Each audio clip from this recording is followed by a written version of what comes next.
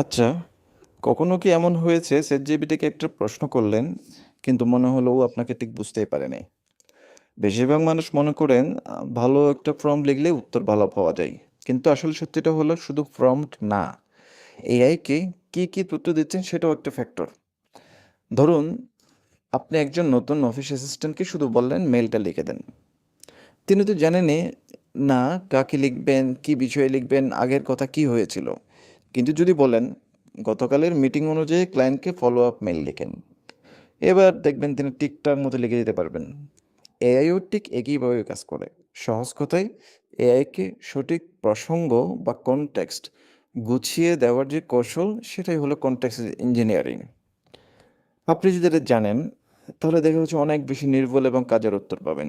আর যদি না জানেন, তাহলে বারবার প্রম্পট বদলেও ভালো রেজাল্ট পাবেন না, শুধু সময় নষ্ট হবে।